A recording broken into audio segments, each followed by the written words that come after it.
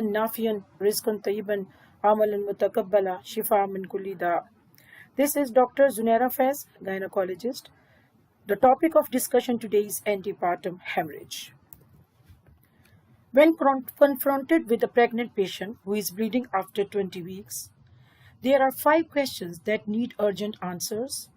How much blood has been lost? What is the maternal condition? What is the fetal condition? Is the patient in labor? What is the cause of bleeding? Think in terms of etiology.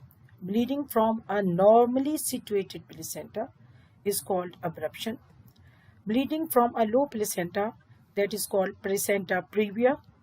Cervical bleeding show ectropion or cancer. Other sites of bleeding, that is rectal or urethral. It's rare. Fetal bleeding, rare but serious. ACT, that is American College Testing in terms of priority, assess the maternal well-being, resuscitate if required, anticipate further problems, assess fetal well-being.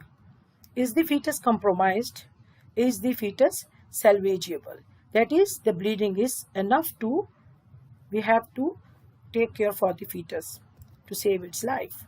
Then attempt diagnosis. Essential observations, maternal vital signs, journal appearance, pulse and blood pressure, uterus, size, tone and tenderness we have to see, and contractions. You can't do this with CTG belt in place. Nature and amount of PV loss is also important. Just blood or blood and liquor, fetus, fetal heart present or absent. Discretionary observations, that is, we have to tailor out, we have to think and ponder upon fetal lie, presentations and engagement. A deeply engaged presenting part excludes major previa. Speculum examination of the cervix for minor antepartum hemorrhage where a cervical cause is expected. Digital examination of the cervix for the patient in labor with an engaged presenting part. Also helpful if a prior scan has shown a non-previa placenta. Essential investigations, hemoglobin, blood group, and save or cross match depend on the amount of blood loss and the suspected diagnosis. Remember that abruption is often associated with a large concealed hemorrhage. Ultrasound. Best done on the ward if bleeding is substantial. Requires skill in distinguishing blood clot from placenta. Vaginal scan, the best way of evaluating degrees of placenta previa. Urine analysis for proteinuria. May require bladder catheterization. Abruption may be associated with acute preeclampsia and blood pressure may not be raised. Discretionary investigations includes the clotting studies, platelet coagulation profile, and fibrinogen degradation products, only of help in management of severe antepartum hemorrhage. Maternal Clehor, only useful for assessing anti-T dose in Rh negative patients. A bedside test for fetal hemoglobin, useful if fetal bleeding is suspected, typically occurs with ARM or spontaneous rupture of the membrane in labor. At test use 1% sodium hydroxide. Immediate management, large bore IV line if essential loss is more than 250 ml, or if abruption or placenta previa is diagnosed, resuscitate with IV fluids. Commence with saline, colloids if shocked, blood if estimated loss is more than 2 liter, we have to arrange and transfuse the blood. Analgesia, corticosteroids for gestation less than 37 weeks, anti-D if Rh negative. Dose according to the Clehor. Monitoring response, maternal pulse rate and blood pressure. Watch for the preeclampsia.